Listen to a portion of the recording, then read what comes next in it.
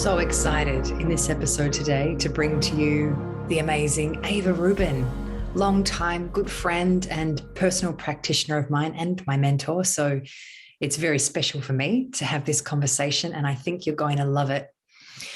Ava is an incredible practitioner in Melbourne, and I'm sure if you've been on her table, you'll know exactly what I mean. And in this conversation today, we are going through all of the 5 elements. As a 5-element practitioner, her way with words describing the feeling, the state, the energy of each of the elements is just exquisite. So get ready for a feast for your ears in this episode with Ava Roubin. Well, this is an absolute treat, and I think that for the people that listen to this, it's going to be really amazing because you're so well loved and very famous in Melbourne. I'm not sure if you know that. Yeah, thanks for having me. I've been looking forward to this chat, and I've been missing seeing your face. It's been a while since we've managed to sit together. So thank you. Ava's been, my practitioner for over a decade, and we have a really lovely relationship, but also she's so graciously allowed me to come and do mentoring sessions with her, which is the gift that keeps on giving. And I guess one of the reasons that I wanted to talk to you is because I got so much, and I continue to get so much value out of your experience and how generous you are in offering what you know with other people. And I think that a lot of people would benefit from that. Right. Yeah, really more than happy to share. Yeah. I think the more that we share, we all grow together. Yep. So that's kind of one of the purposes of these podcasts as well. So for those of you that don't know, Ava's an incredible practitioner, but she's done extensive training in 5-element, and 5-element acupuncture does feature strongly in her treatments. And one of the things that I really remember that stood out to me that Ava said once was that it's really important as a practitioner that you try and meet the energy of the patient, and that when you actually can connect in with that energy of the patient, you're really going to have a much more congruent session versus perhaps being quite firm and stuck in your ways, and then there can be a bit of resistance between the two people. And That's so, exactly That's exactly it. I was lucky to have a bit of training, or I was trained with 5-element acupuncture through Guy Bennett's, and he was beautiful in teaching us how to sit with the elements and how to sort of diagnose and see what element each person coming to you was predominant in. And it's called a causative factor or constitutional factor in 5-element acupuncture. But it is so important that we realise that it's not us that's doing the healing. Nature heals. We sometimes need to get out of the way. But in order to really, truly meet one's soul, then you've got to sit in and amongst that energy. And it's not emerging. It's not a codependency. It's actually just identifying which element is most predominant in a patient or a person, and knowing how to just amplify that element within yourself and mediate and moderate your own dominating element so that you two can actually meet, and that their spirit can feel safe enough and that Shen can rise into the room to get the most out of the session. Do you ever find that patients come in and straight away you can see what might be their sort of stronger or constitutional element, but there's another element in them that's out of balance? Does that happen? Absolutely. And there's, there is the primary element. Everyone usually has one key major element, but there are minor elements too. And definitely in different courses of people's lives, you'll have certain elements really coming up, and as well as with the seasons. But predominantly there is always one positive factor in a patient. And, how often we all misdiagnose that causative factor as well, and that constitutional element. Oh, it's so easy. Ava would bring me out of a session with someone and say, what was that patient's element? And I would think to myself, I would overthink it. And probably get it wrong. And Ava would say, wood. this, and this, wood. I was like, okay, wood, I see it now. But if you don't quite know what you're looking for, it can get a little bit murky. And I know for myself and for people that I've met along the way, we love listening to 5 elements theory because we all want to self-diagnose us better. But anytime we can start to cultivate better skills in picking things up in the patient from the moment they walk in the door, we just know that we can hold that space better for them. So I was wondering if we might be able to go through the elements today, and you could perhaps speak to the element itself and the season, and then maybe some things that you might see if that element was out of balance, or some of the strong characteristics you might see in the patient. Yeah, absolutely. Yeah, absolutely. Since we're in spring, I don't know if we want to start with the wood. Let's lead it with wood. Yeah, absolutely. Wood's fantastic. I mean, all of them are fantastic. And once again, it's not about a hierarchy of emotions. It's not about saying one is greater than the other. It's more about looking at what is the natural form in this element and in this season. So, we all know with wood, we've got that beautiful freshness of green, of the budding of possibility coming up from the earth that's been underground during winter, that's been still and hibernating. And so with that, we look at the emotional and the personality, of the wood element. And, a really typical beautiful trait of it is someone who is always looking at possibilities and looking forward. And that can visualize and can see and can plan and can move ahead. They can action their decisions pretty easily.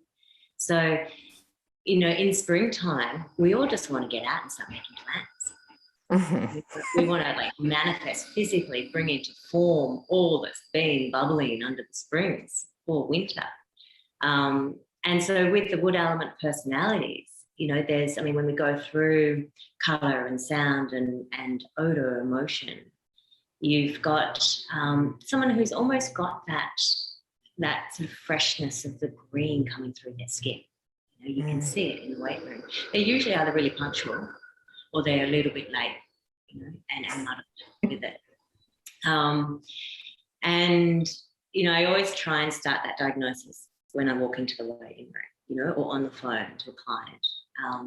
The aspect of the wood element has the voice, the sound of it is quite a shout, even if they're whispering, there'll be some quite solid shout to it, and very distinctive, So the smell is rancid, that sounds quite bad, but it's not. You can smell, it almost smells like someone has massage oil on, or it just hits you in that part of the night. So, but going more into the emotions of the wood, the wood element people are often leaders. They're quite good decision makers. Or UN, there's a lot of concern about the state of the world, whether things are fair, how the underdog's going. It's beautiful sitting with a wood person.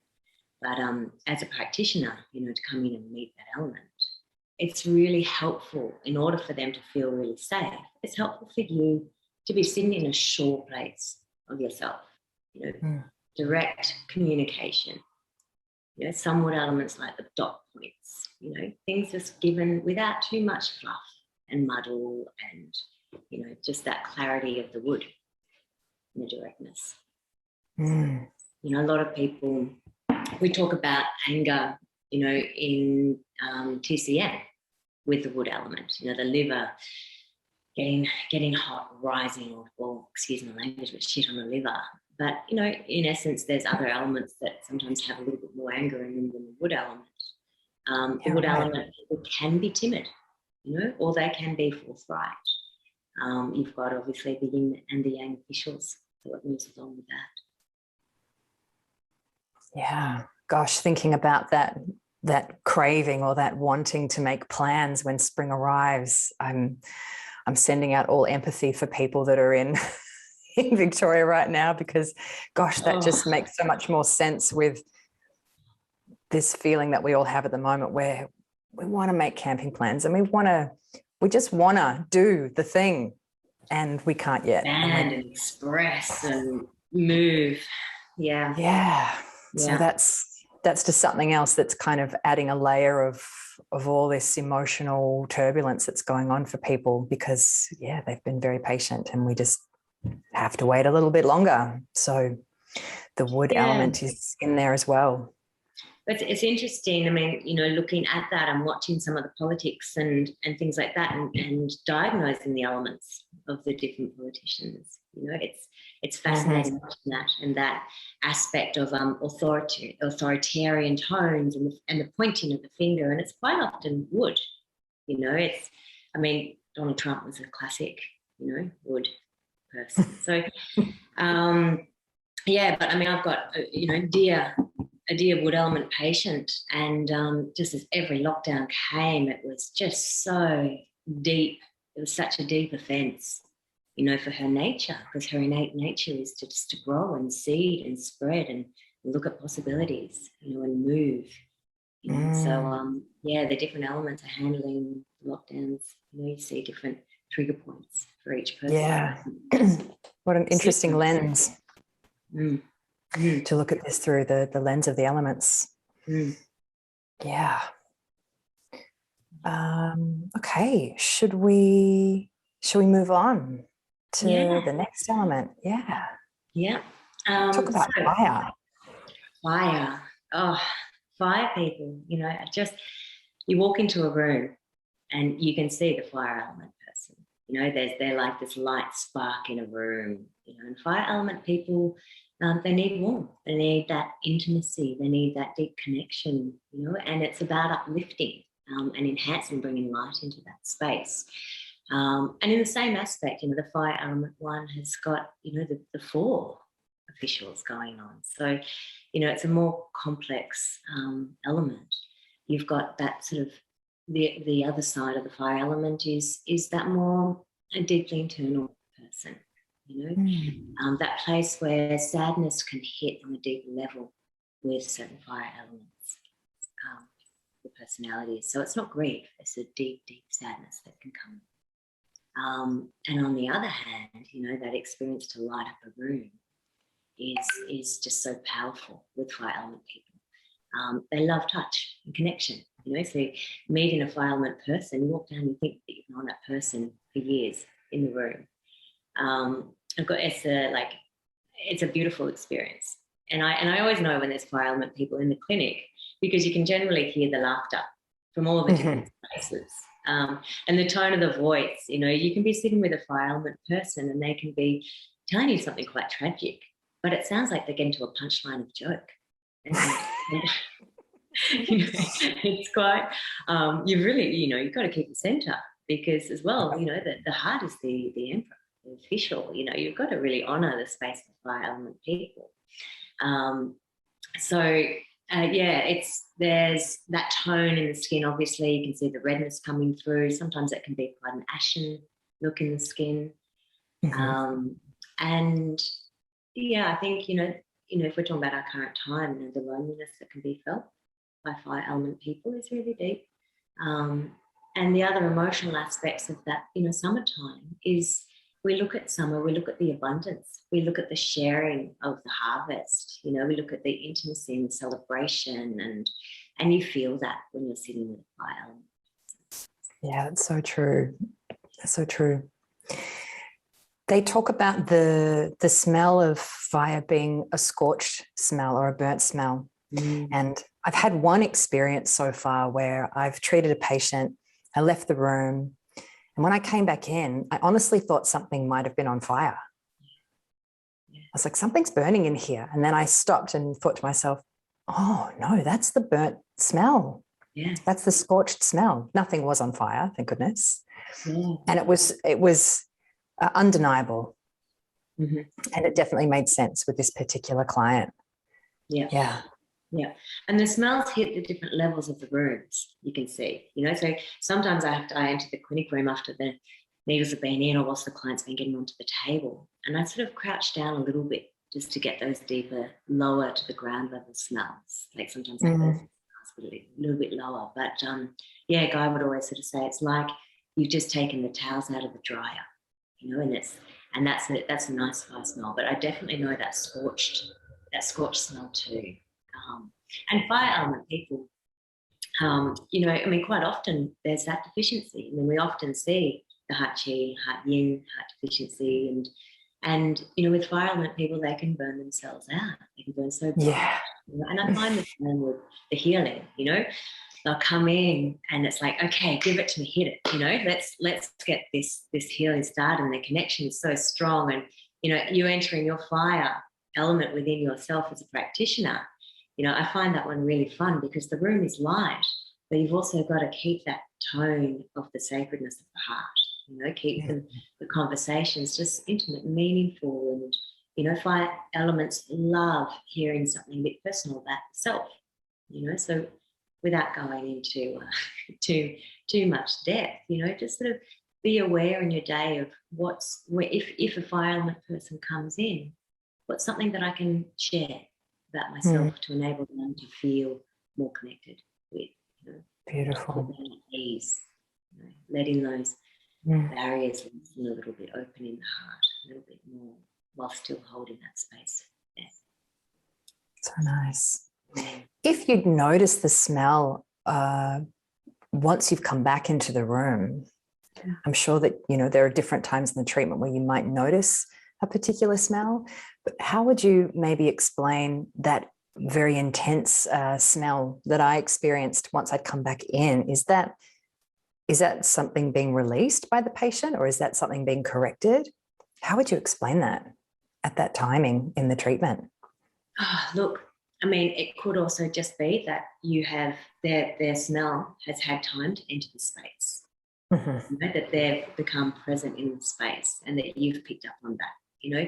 But yeah, definitely I've noticed in different, sometimes with the entry, exit and release points and things like that, the senses will be visited a bit more by that person's natural chi, you know. So as the blocks get removed and their circulation starts happening, you might notice their skin colour completely change, you know, and similar with, you know, the sense of smell might change a little bit, or their voice tone, you know. And definitely you're watching the breath, you know. You can see with those release points, which are quite strong, you know, there's often and then you can see the whole room will settle, you know, and it's different with each element of how that shift comes about. So I think the observing of things is so important as a 5 element practitioner. And I think, it just, things will move and things change. And whether that means the smell gets stronger or whether it's also you attuning yourself and coming back in and taking note of what the room feels like. Oh, yes. I'm thinking about times that I've been on your table as a client and certain points have been done, and that feeling of the room settling and you settling into the room, that's such a moment. Oh, you don't even know you're holding until the valve gets opened with a little liver 14 or a little spleen 21, some classics there. Yeah. Oh, okay, I'm ready now. Yeah. Ready for the treatment. Yeah, it's incredible, isn't it? You think you've arrived, you think you're grounded or in your body, and then the release points come in and you actually, you're in a hold. Or you think you're fine and you think you're holding it together and the first question gets asked and then here come the tears. Yeah. And then out it comes. Yeah, I think that's happened. I think that happens every time I'm on your table. Yeah. Yeah, it's a beautiful thing being met. You know, it's such an integral thing for our soul to just be met in its element, to have that reflected upon us. And, you know, people really turn up for that. And it's difficult. Sure do. It's difficult as a practitioner to really come in with that dedication with each session. But once you can, you know, once you've got those things that you're looking for and those sort of guides just to tap you to kind of come in and meet someone truly on that level, the magic just happens in the room. Yeah, it sure does. Oh, okay, well that feels pretty good for the fire element. Yeah, I mean, there is so much about these, you know, we're just kind of touching on them. And Nora Fraglin, Guy Bennett's, Nora does some fantastic blogs, you know, looking into the deeper aspect. And I could talk for hours on any single topic of how each element would react to a certain situation or a trigger, you know. But we would keep with the basics at the moment, I reckon, and, you know, feel free to ask any questions along the way. Yeah, I will. Things will probably get juicier as we move through. Maybe when we move through my element, I'll ask more questions. Totally. To be the way. Let's talk about the earth element. Yeah, earth. Earth element, the people, you know, people of the earth element, you know, the one thing I really notice is that beautiful sing-song voice. You know, it's like they're just quite present, and it's almost imagining how beautiful poetry or books should be read.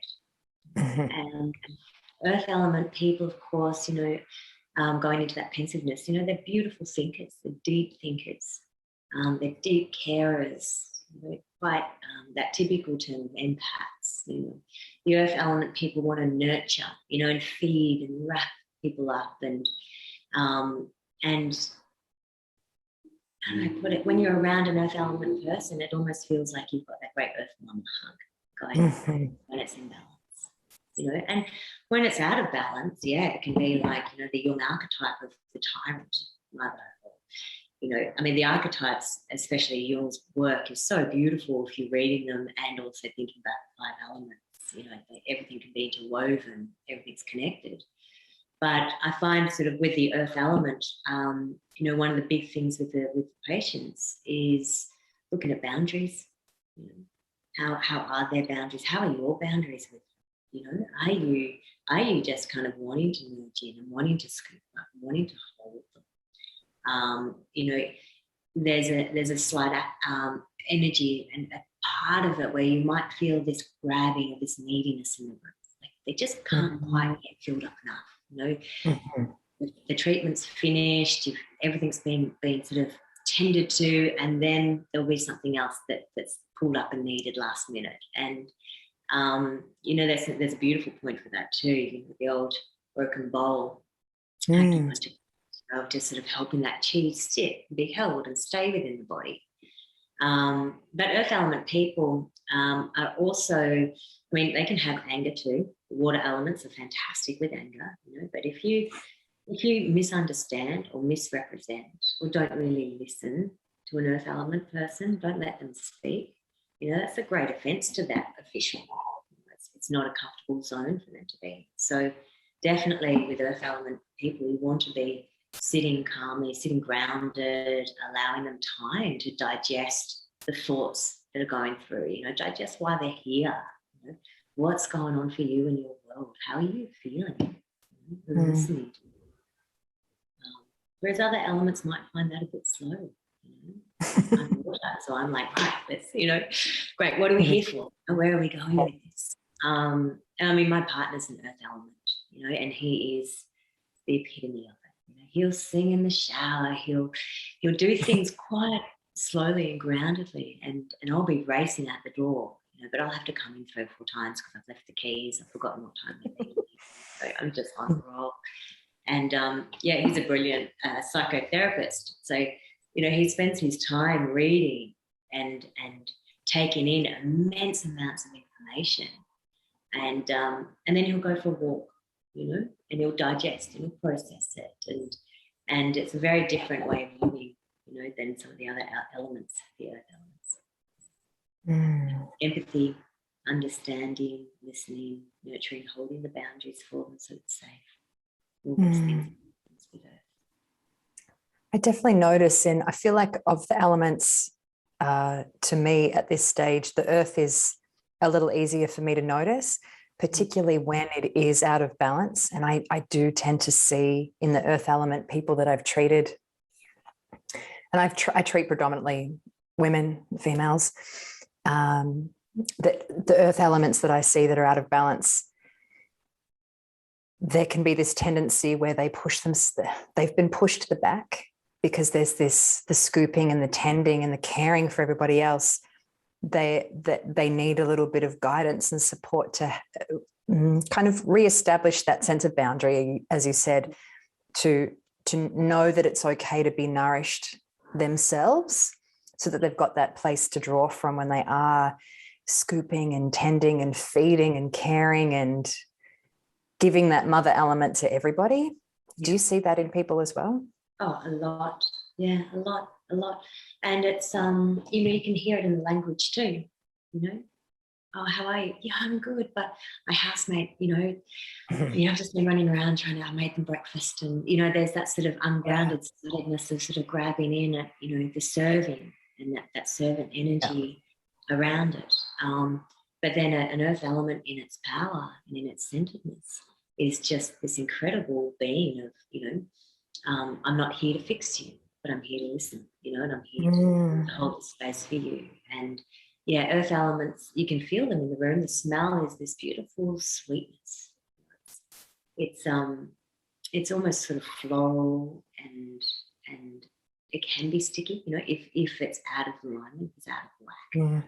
It can feel a bit brittle and clayey, If it's too stuck and too heavy, it can be that almost that mildewy smell.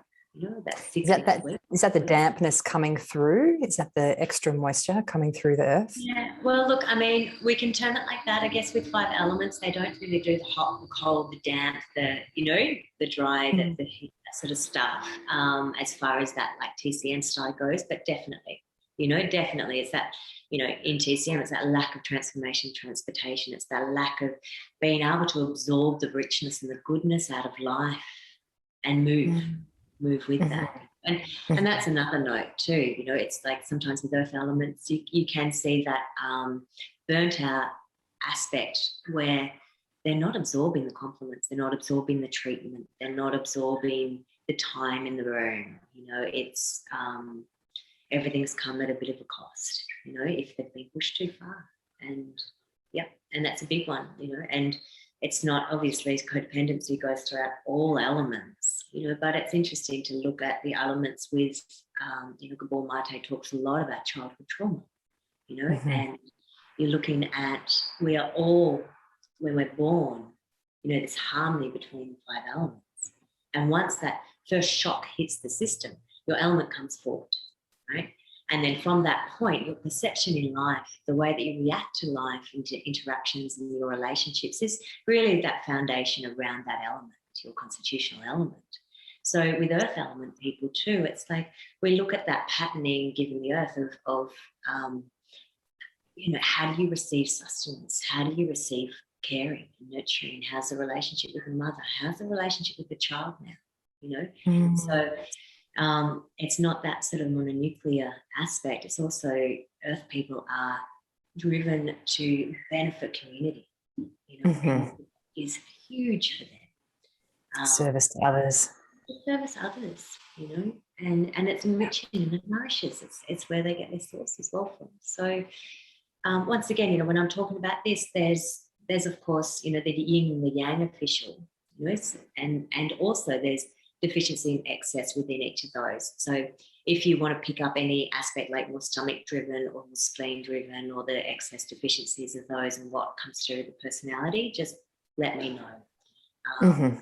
Like stomach, for example, more stomach dominant earth element people, constantly in production, constantly working, constantly producing the next thing. And sometimes that really strong earth smell can come out almost like burning food, for those constitutions. And you're just like, yeah, that's great that you're generating so much, but can you just sit and ground for a second? Can you see what it is you're creating? Can you watch people enjoying these feasts, that you've produced? So before you're cooking the next meal. Yeah. Slightly burning it. Yeah, totally. Yeah.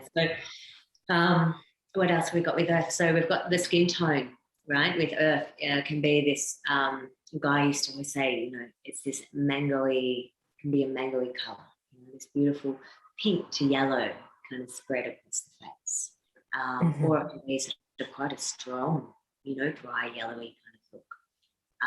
But, with all of that and with the smell as well, like don't be afraid to just, ask permission, obviously, but pull back the collar and just sniff the back of your client's neck. I just thought how funny that might be.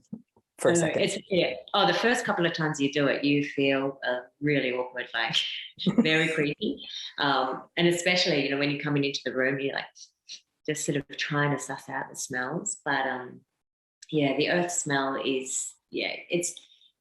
I mean, I find the earth smell a little bit easier to pick up, But then again, sort of, my mentor guide was earth element, so I got to watch and see earth in action a lot.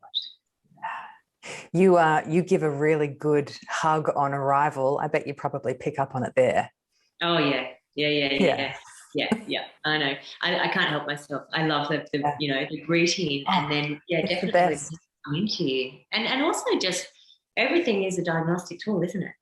You watch and you've got some of the fire elements that will definitely move away from the hug, whereas other fire elements, they're charging towards you before you've had a chance to say hi. The wood elements will give quite a good stiff hug, or they'll go to shake the hand, and the water elements will probably be on their way up to the room whilst they're still hugging you because they're in a rush to get everywhere.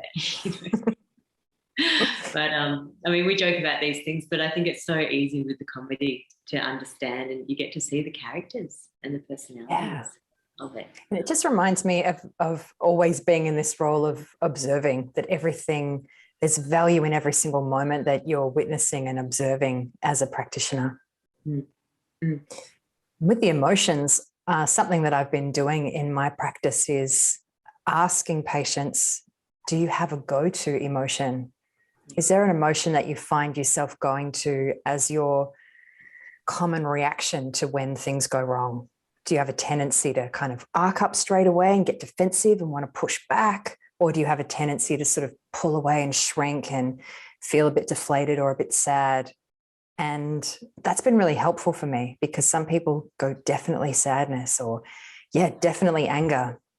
And I don't think that necessarily means it's all wood, but it just tells me so much about them. I found that useful. Yeah. And I think, and then in even another poignant angle question to go on is, and which emotion do you feel most uncomfortable sitting in? And just pausing enough to sort of watch that recall, watch where it hits the body, watch which area they're protecting within themselves when thinking about that emotion. And I think it's a very difficult one, because in our society we do have that hierarchy of emotions, which is crazy. We don't see them all as being just as valuable and playing with each other. We sort of go, no, I'm not angry.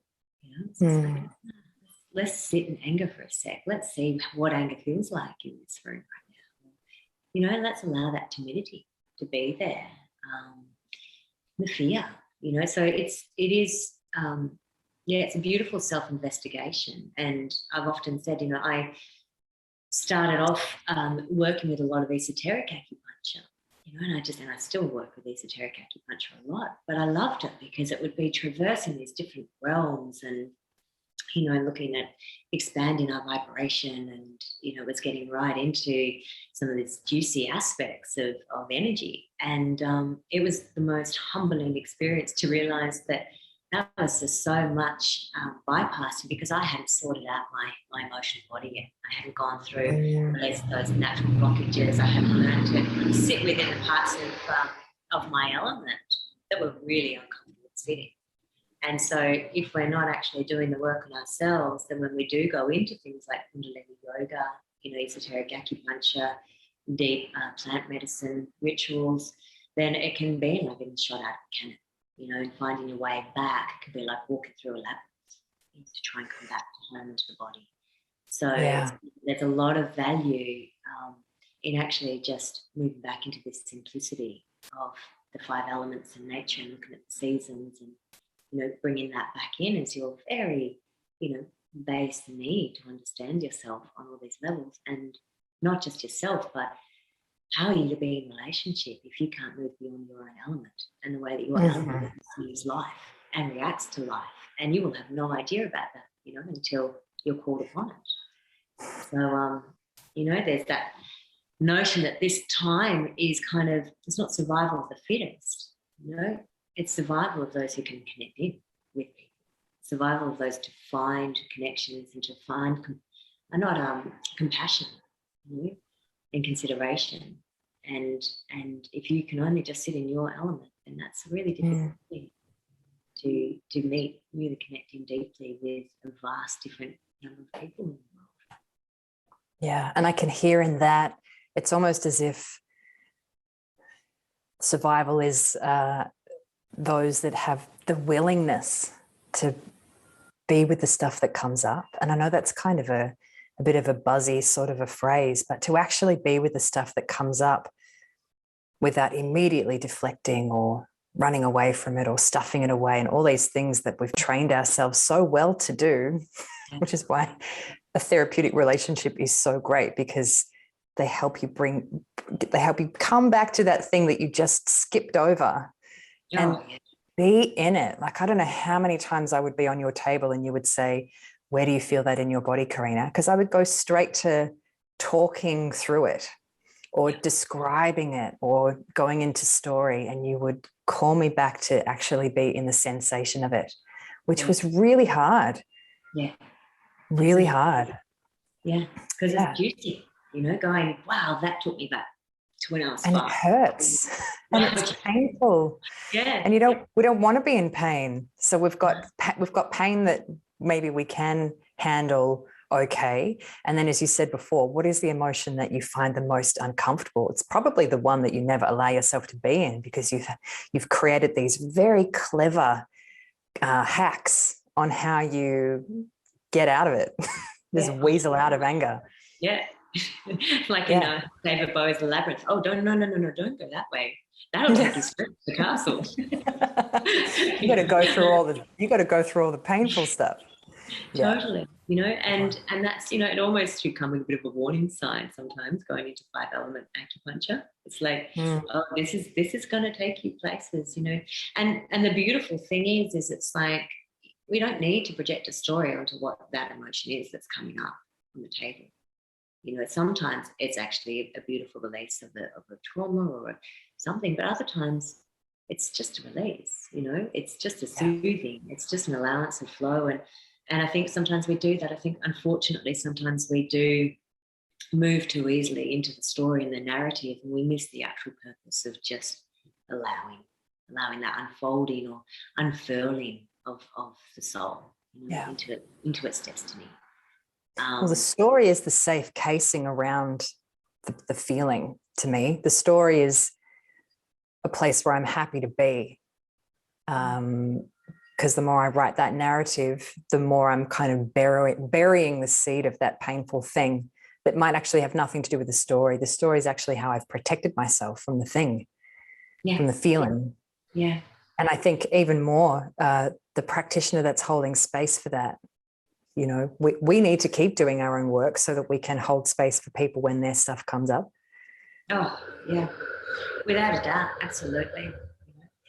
And I think when you're, you know, hearing you talking about the story of things and how, you know, that's the creation to keep everything safe. It's like, and in that, it's understandable, you know, it's understandable that the brain tries to figure something out. You're trying to fix something, but you can't heal something in the same state that's causing it.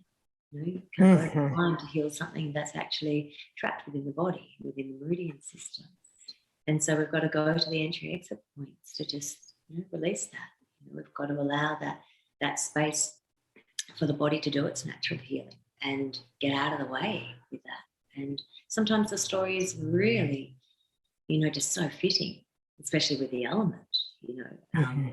And I do love sitting and listening to a good story from clients, because you watch their body language and you watch the tone of the voice and the skin change, and you're like, wow, you know, they just went from looking really like an earth element totally into metal, you know, and you can kind of gather, you know, what's going on here in the dynamic between the organs as the story unfolds. And, you know, the beautiful thing about that therapeutic relationship is, as you see someone over time and over years, and even over a few sessions, you know, you can really pick up on the theme, the narrative of what's playing out in all the different relationships in their life.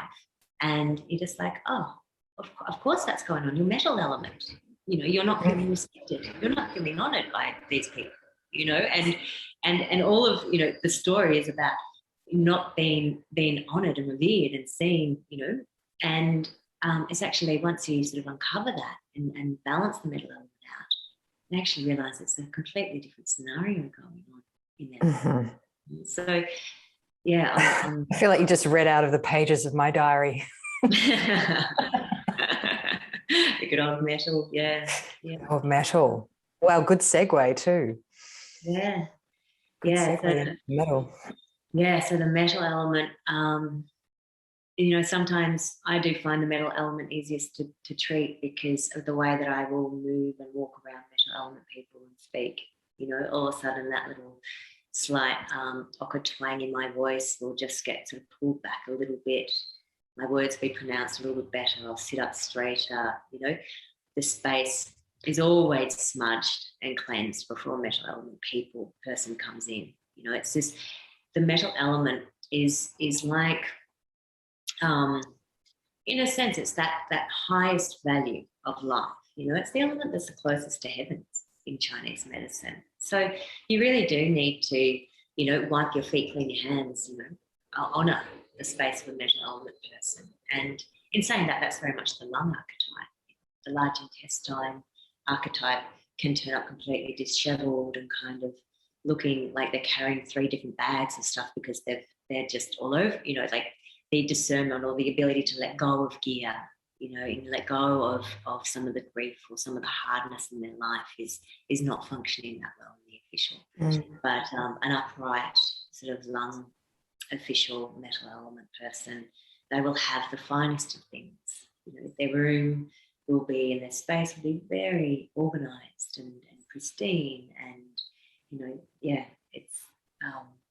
it's you can spot a metal element person walking through the clinic doors really well. And you want to make sure that your clinic room is fit to hold the metal element person. And they're the kind of people that you do naturally sit up and give respect for. And I remember Guy telling me this great story of a metal element patient that he had once, and he just slowly lowered the chair as a practitioner, just to allow the metal element person to feel more comfortable. He lowered himself down just a little bit, until he was sitting quite a fair bit, down on a different level. And he just said the room felt so much more comfortable that way. It's like, they knew their place. They needed to be up on the throne. So metal element people, you definitely skip the nonsense in a sense. Talk to the heart of what matters. Get to the deep connection of it. It's like sitting with God. You wouldn't be talking about 2 dogs running down the street. Beautiful line. Yeah. So their voice has it's a tone that is you really listen for. There's almost like a slight groan or a grief tone in between the words when you're hearing them. J.R. Worsley, the founder of the 5 Element Acupuncture College, he was a metal element person. He's got a few YouTube clips so you can hear that. It's almost like you can see that person is on the precipice of sadness, or there's a pause almost in the words when they're talking. And with that, comes that natural inclination for the metal element people to experience the sadness of life, some of that grief that is with them. It's that slight feeling of separation or loneliness, or that there's just they've lost that can't quite be brought back. And people who have gone through deep griefs know that feeling. It's just something that's missing in their life. Yeah. You wrote something beautiful. It might have been last autumn about the metal element, and I would be paraphrasing, but you said something about an intense feeling of longing within the metal element. Yeah. And the way that you wrote those words, people could maybe go and look up that post. I think it was on Instagram. The way that you wrote that, a penny dropped for me, and I thought to myself, oh my goodness, in 1 or 2 sentences, I feel like Ava has just described every single emotional episode that I've lived through. It's this same kind of root feeling of lack or feeling of longing for something I can't describe, like something is missing. And it's just that keeps repeating itself over and over and over again. It's the same thing showing up with different people or different places. Mm-hmm. Mm-hmm. Isn't it? Yeah. Yeah. And it's really honoring. It's honoring that sense, because that's, like we're saying with all the elements, this is very real. This is how life is lived for people within each of these elements. And for some people, that would be the most uncomfortable experience, is having to sit or live in amongst this sense that of longing, that something is missing. But for metal element people, it's also their home. It's natural for that to occur. So you wouldn't laugh. I say, if you're a fire element practitioner and you've got a metal element patient sitting there telling you, I just feel like there's something missing in my life, my house. You don't come back with that as anything other than just completely respecting how deep that must go for that person. And I mean, like metal element people as well want to know they've got the great quality of life around them. So things that they choose to put into their world, people and practitioners, are of such value and such honouring to them. And when you get to connect and bond and be close and have a friend or a colleague who's a metal element person, it's a beautiful, loyal thing. It is like sitting with God or sitting in a room that's just been meditated in. Mm-hmm. And then, you've also got sort of the other side too, like with the large intestine. I had a housemate who was a metal element.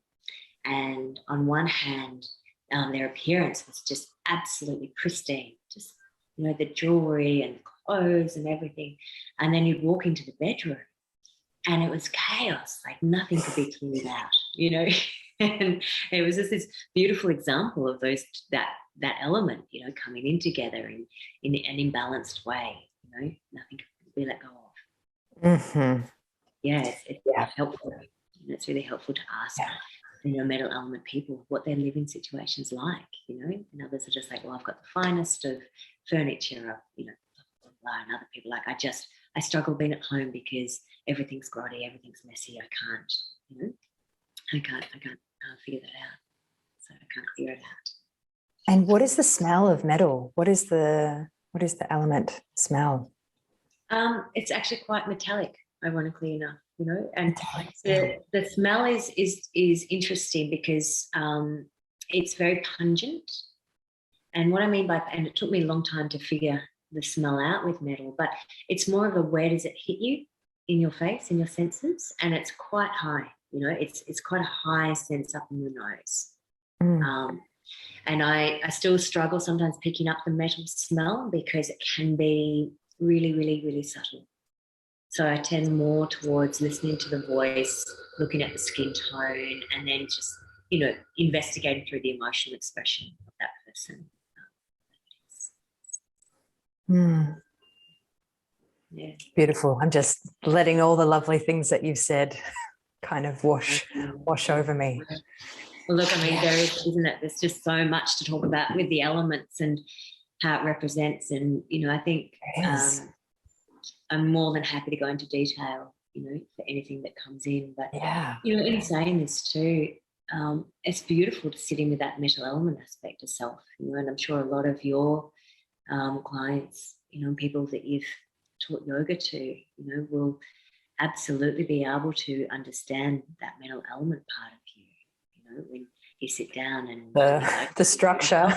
Well, not only the organization. Not structure, but it's more around you wanting to make sure that things are done right. Mm-hmm.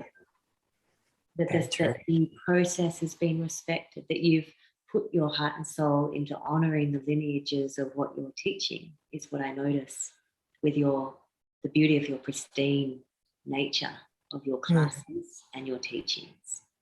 And it is that, it's you honour the lineages and you bring all of your heart and soul into it. There's a reverence. There's a reverence for all things. It feels that way. Yeah. Rituals are great with metal elements. Yes. You've got to. And as I'm learning, they're very they're not sort of luxurious. They're very necessary. Oh, yeah. Very necessary, especially at this time. Yeah. Oh, Yeah. yeah. The ceremony and ritual for me is sort of to bring you back to nature a lot. It's like without those things, without the burning, the planting, the reaping, the harvesting, all that sort of stuff, it's so important. And I find, I have, usually like this room that I'm in is very metal element based, even with the colours. And when we painted and renovated the clinic, I got Young Living essential oils and used the Valor mix in it. And, just allowing using the different elements, the awareness of the elements to heighten yourself as a practitioner and, to be able to allow yourself to sit in the other spaces quite easily. Yeah. And then we have the water element. Water. That was quite ironic. I was like, water. Actually, in a lot of the readings, I find sort of the water element, almost the hardest to find more resources about. Water element clients are sometimes the clients that you dread. Okay, so they can turn up, they can be in a rush to get where they want to get. They're really ambitious. The thing to really upset a water element is put something their way, like make it difficult for them to achieve their goal. And water elements like to sit on the edge, well, they can. When you're sitting in a room with a water element, it's helpful to kind of keep some movement going, so whether that's just you, slowly just touching your hands or doing your lips like that, just try and keep some aspect of fluidity going into the room. The water element clients that I really find easy to pick up on are those that are quite adrenal junkies, so like that Red Bull sports person. They love living life in the fast lane and challenging, the bounds of their physical and mental health. And they can also be, the opposite. They can also be still and clear like a lake, and you can sit in that depth of the archaic record, so to speak, or the knowledge and wisdom that water elements can bring forward. So sometimes it's just kind of finding your rhythm with a water element person to be able to let everything move enough to uncover that stillness. So have you encountered sorry. No. I was just going to ask, have you also encountered where the water element can isolate because they go so deep? They can go so deep within themselves that they actually don't want to engage anymore. They don't want to connect anymore. They actually want to kind of hermit themselves away, and they can kind of go cold. Yeah, exactly that. And, with all the current restrictions going on and checking base, touching in with some of the water element people, there's been freezing of all other life, just waiting for this to finish. And they've gone, some people have gone so deep that plans and dreams and that feeling of moving towards your destiny and connecting in with that has been put on hold. And that can also be with a touch of fear, and the paranoia. Water element people are great with paranoia. So, all you have to do is whisper something to the receptionist out the front, and you'll notice the water element person will be looking straight over there, so you're thinking, what is going on there? Just move something slightly in the room and they'll notice. But definitely water element people, they can run really deep, and it can take you sometimes years to uncover the true nature of it, what's under that bubbling spring. And the wisdom, like we said, the wisdom, the hidden depths, also I think the transparency that can go on with water element people is quite beautiful too. So it's not all about the underground. Sometimes it's just as simple as a lot of water element people is what you see is what you get. There's nothing else in the way. And that's, going back into that diagnosis, it's almost like skin. Skin looks like it can be moving. It almost looks transparent. 1 minute in one element, and the next minute it's changed to another color. And, it's, it can be tricky to pinpoint the water element. But if someone has a lot of stagnation, then their face will literally, or not even stagnation, but some water elements just look blue. Simple as that. I walk in and you're just like, wow, you're actually blue, you know. So yeah, I mean, water comes in so many different forms, you know, but there's definitely the aspect of that slight little bit of fear, and whether someone runs towards the fear or whether someone freezes and moves back from the fear is a key diagnostic. The rambling, you'll notice, me being a water element person, you know, I can keep going without taking a breath, you know, and my voice can be quite monotone. So it's another way, if you often can't get a word in, you know, they might be water. Yeah. So what else can I let you know about the water element? The smell of the water element. You know, some people smell like the ocean. Some people smell like the rain. Some people smell like a dirty puddle, you know. And so all those, like, you know, and especially like if you can pull back the towels and just in the crook of someone's lower back, you know, it might actually smell like a wet puddle, you know. So always keep those senses alive in any part of the treatment. So water people really need reassurance in their life. It's just reassuring, like, yeah, you've got the wisdom to do this, you know, or right. No, you've got this sorted, or no, everything's going to be okay. You know, it's like, but it's actually really scary out there, isn't it? You know, it's really dangerous out there, isn't it? And what element people just need that. I can see that, but no, it's all going to be okay. It's not too bad, you know, just putting at ease. So yeah, and look, I mean, water element people, there's a lot of adrenal burnout going on, has been going on over the last decade that you see in the clinic. But you can definitely tell a water element person because you say, are you tired? No, not at all. Not at all. You know, and it's like, because you've got no pulse, you know, you look exhausted, and you just told me you're sleeping 3 hours a night, not feeling tired at all. You know, like it's just that burning through reserves.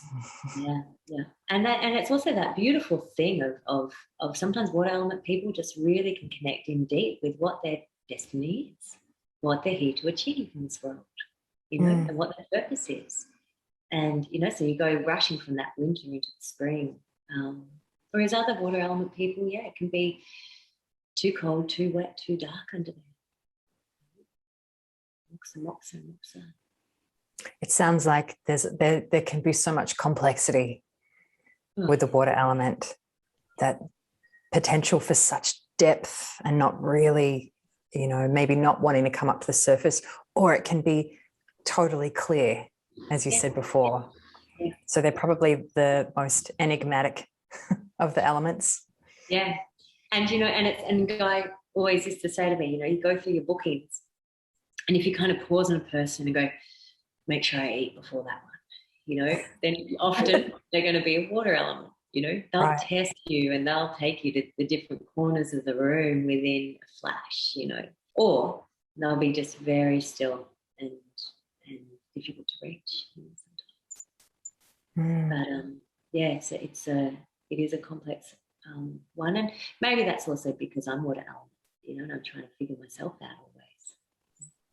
Yeah, so it seems like, as we were talking before about how important it is for us to continue to be working on ourselves, that we have all the elements within us, even though we might have something that really comes forward.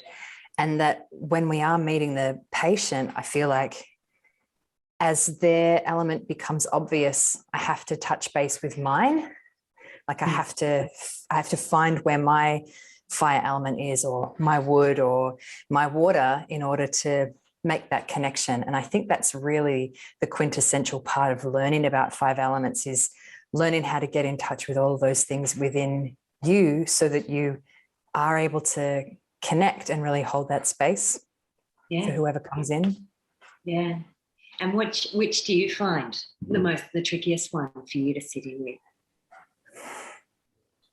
Probably, well, I don't know. In different circumstances.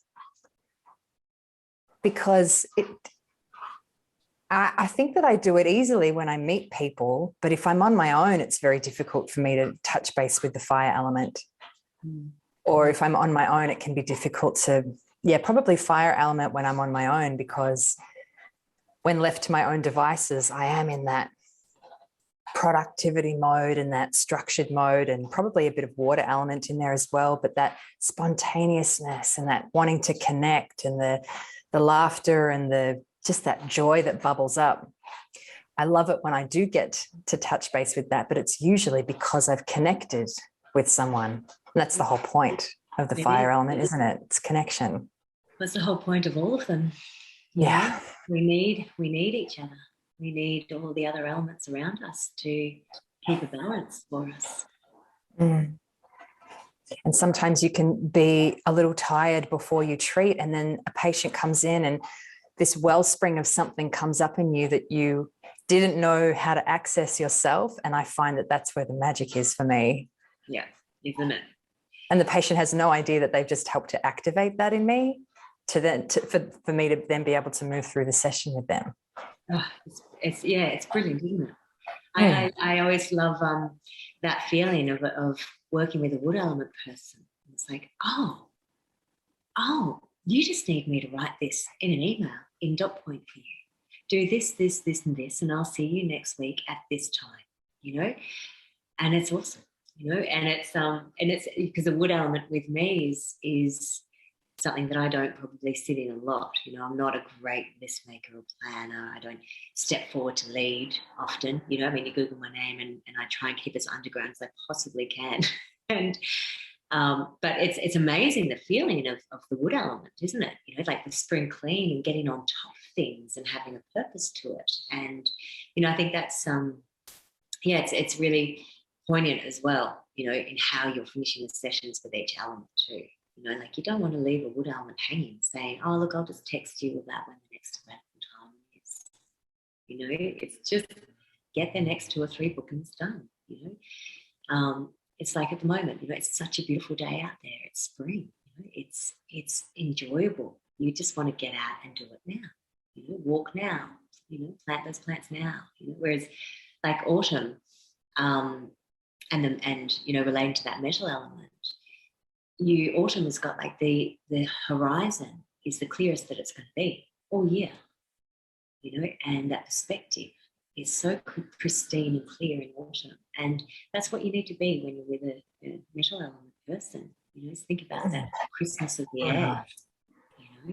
Get to the That's so beautiful. Yeah. And it's so true. The light in autumn is magnificent. The sky, the light, the dawn and the dusk in autumn. It's absolutely magnificent. Yeah. And so I think, when we're talking about all these 5 elements, like you're saying, let's not have shadowy aspects of our personality. Let's not criticize the archetype, so to speak, of the tyrant mother or the this or that. Let's just actually acknowledge all those aspects being a massive part of us and seeing it more like this interchanging, beautiful ring. Where things are going to be coming forward and then receding for the next season, and forward and receding, and experiencing the world through the seasons. This is sort of back into the Han Dynasty, 200 BC, when the 5 elements sort of really came forward in Chinese med. And when I first started studying it, I was like, oh, this is so simple. And then now it's like, oh, this gets so deep, because from here, then obviously we go into entry-exit blocks, how to feel them, what your point selection is for where somebody is in their element on their journey of reaching the key in their heart's communication of their destiny. Like, where are they in that journey? What points are you needling to assist in the process of them blossoming into the full expression of their being? And if that's a whole nother podcast, isn't it?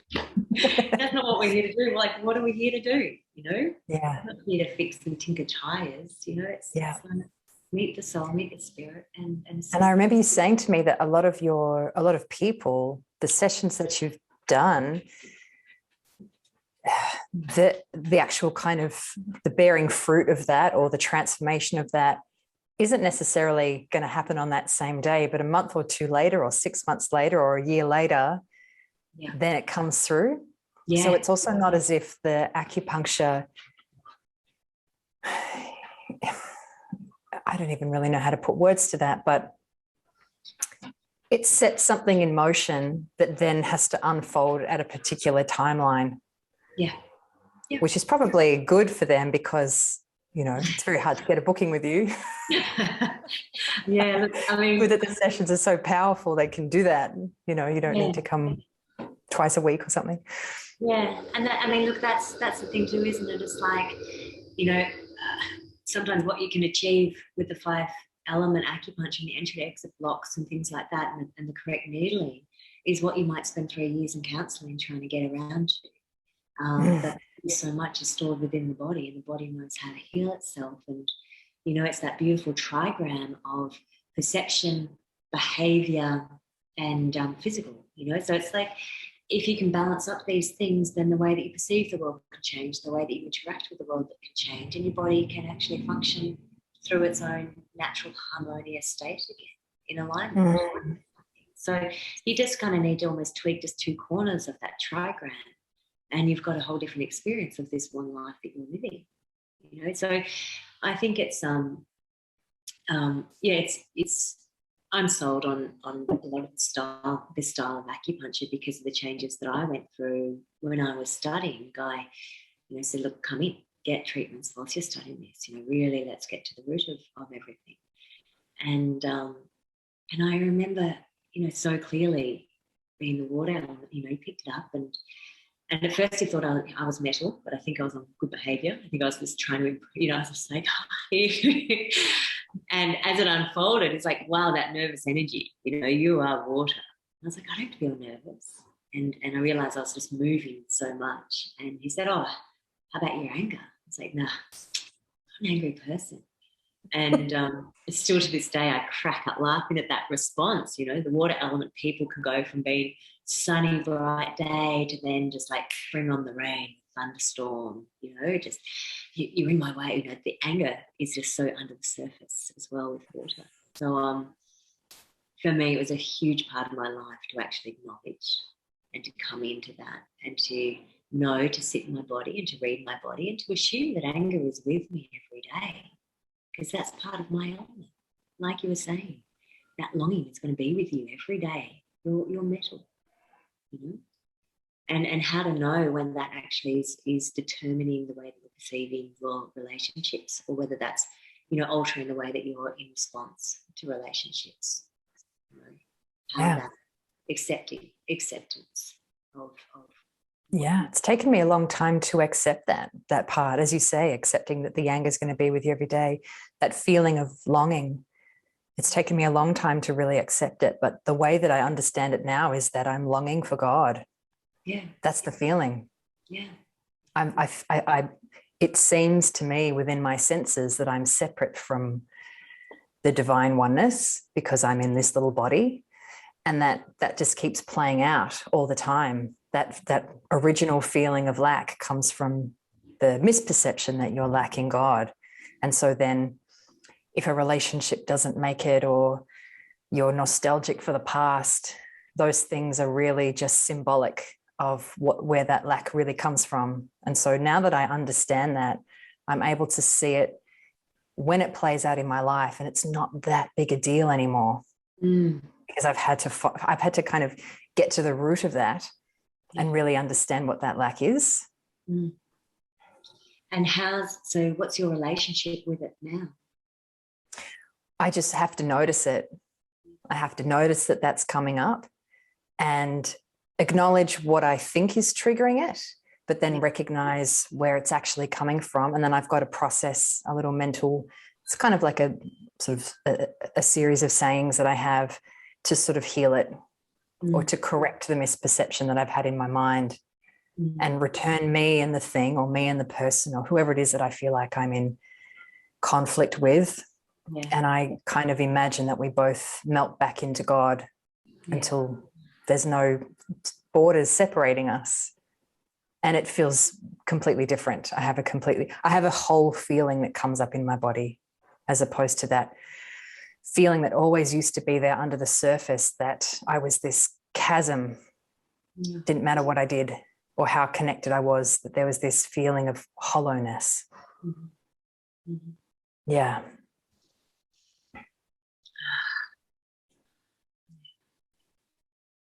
Yeah. And I think that that's the point, right? That being really aware of your own stuff and going in there and investigating it. And you can't always do it alone. You know, you've had incredible people that you've worked with. I'm currently working with incredible people in terms of the therapist having a therapist. Yeah. People to help us really have a light shone on the corners and the darkness and the things that we're skipping over, because we've trained ourselves so well to do that, so that we're able to uncover those things and heal them for the work that we do. Yeah, absolutely. Yeah. And you know, it's such an ongoing process all the time. And that's the same sort of thing with you know, even those entry exit blocks. You know, how many times we have needled, you know, the level 14 and those things. It's like it's not that you can just reset once and then you're not ever re-triggered again. You know? So it is important just to have those people watching and tapping of when you're sliding into some of these old patterns or new patterns even, because they come too. You know? Yeah. And I feel like we could talk about so many things if we were, you know, to go into the points and what you feel in the pulses for that. And that's a whole nother conversation on its own. Yeah. Yeah. I mean, and more than happy, you know, more than happy to share in those deeper levels, and to even sit in each element if you need to. Whatever's, you know, whatever comes up, if anyone is wanting anything particular, just let me know and we can talk about that. And I'll send you the link as well for some of the resources. Yeah, that'd be great. Yeah. We'll have a link in there. Yeah.